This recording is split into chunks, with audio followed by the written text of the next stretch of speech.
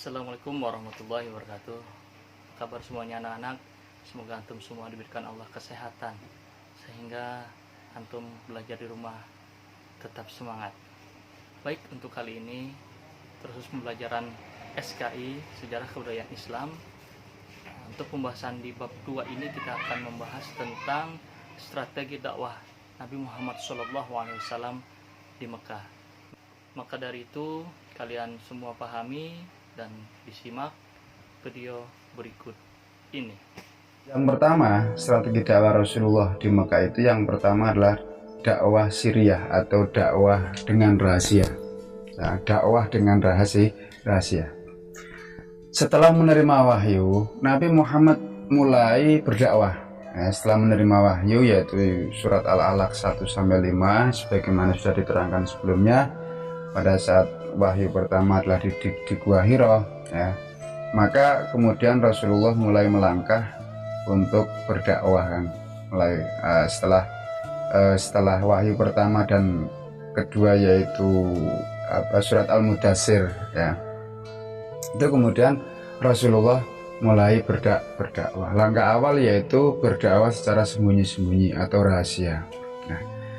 Langkah sembunyi-sembunyi ini dipilih karena mengantisipasi reaksi orang-orang Quraisy yang kaget dan belum bisa menerima ajaran yang berbeda dengan keyakinan mereka dan pertimbangan pengikut Nabi yang masih sedikit. Jadi kenapa kemudian kok dilakukan langkah sembunyi-sembunyi ini? Karena melihat situasi kondisi, mayoritas masyarakat Mekah saat itu belum mengenal yang namanya Islam. Artinya mereka mayoritas masih menyembah berhala.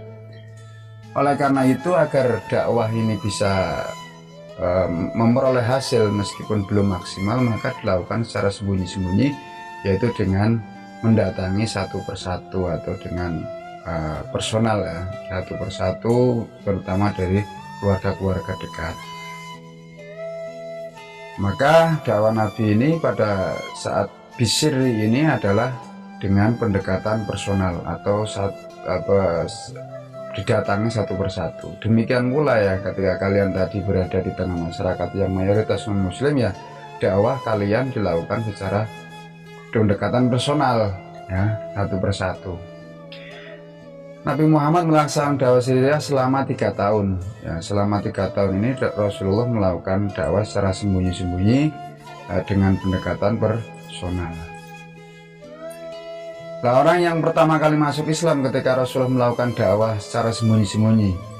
Orang yang pertama kali masuk Islam itu disebut dengan as-sabiqunal awwalun. Siapa saja orangnya? Yang pertama Siti Khadijah bin Khuwailid, yaitu istri Rasulullah. Kemudian yang kedua Zaid bin Harisah bin Syarahil, adalah seorang budak. Kemudian 3 Ali bin Abi Thalib, yaitu Ali bin Abi Thalib, Ali bin Abi Thalib ini adalah sepupu Rasulullah, yang saat itu usianya masih sangat belia, masih kecil. Yang keempat adalah Abu Bakar As-Siddiq.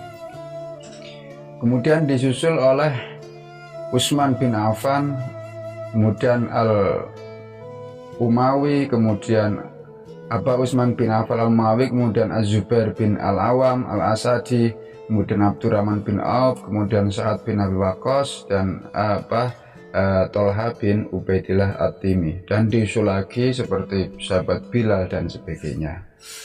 Ini tentu dengan pendekatan personal, berawal dari Rasulullah, kemudian dibantu oleh orang-orang ini, terutama Abu Bakar Siddiq yang terkenal memiliki sikap santun, tutur kata yang baik, sehingga para pengikut atau para karibnya itu mengikuti jejak Abu Bakar, yaitu masuk Islam, sebagaimana Utsman bin Affan dan sebagainya. Berikutnya adalah dakwah secara terang-terangan atau jahar. Ketika perintah dakwah terang-terangan turun, Nabi Muhammad mengundang Bani Hashim dan beberapa orang Bani Muthalib bin Al-Manaf. Nabi menyeru kepada kaumnya menyembah dan berserah diri kepada Allah. Namun semua kerabatnya menentang Rasulullah. Hanya Abu Thalib lah yang tidak menentang. Dia tidak masuk Islam, tetapi dia mendukung dakwah Nabi Muhammad dan melindunginya dari gangguan kaum Quraisy. Jadi ketika Rasulullah melakukan dakwah terang-terangan, ini semua keluarga Bani keluarganya ya, Bani Hashim, yang mengundang keluarga Bani Hashim dan keluarga Bani Muthalib itu semuanya menentang kecuali Abu Thalib, ya, kecuali Abu Thalib atau pamannya, ya, kecuali pamannya. Dan Abu Thalib inilah yang kemudian menjadi pelindung Rasulullah, ya, yang menjadi pelindung Rasulullah. Setelah Nabi merasa yakin terhadap berhubungan dan janji Abu Thalib, Nabi mengumpulkan masyarakat Mekah di Bukit Sofa. Kemudian beliau menyuruh untuk mentauhidkan Allah dan iman kepada risalahnya, ya. Namun demikian pada saat itu memang yang paling getol menentangnya adalah Abu Jahal dan Abu Lahab, ya pamannya sendiri, ya pamannya sendiri. Sejak itulah dakwah Nabi terdengar ke seluruh Mekah. Kemudian turun ayat Al-Hijr ayat 94 yang memerintahkan berdakwah secara terang-terangan. Fasta bima tu'maru wa a'rid anil musyrikin. Artinya, maka sampaikanlah olehmu secara terang-terangan segala apa yang diperintahkan kepadamu dan berpalinglah dari orang-orang yang musyrik. Jadi saat Abu Jahal, Abu Lahab kemudian menolak terang-terangan dakwah Rasulullah, kemudian malah justru ayat ini turun. Nah, sehingga Rasulullah tetap bersikukuh untuk melakukan dakwah. Tantangan dan rintangan dakwah Nabi di Mekah. Pertama, jelas ini penghinaan terhadap Rasulullah dan siksaan terhadap Rasulullah, ya. Kemudian yang kedua, penghinaan dan ancaman serta siksaan terhadap pengikut Rasulullah, ya, seperti yang dialami oleh Sayyidina Abu Bakar, yang dialami oleh sahabat Bilal dan sahabat-sahabat yang lain. Di samping itu, bujukan harta dan kedudukan wanita kemudian membujuk Nabi untuk bertukar sesembahan, ya.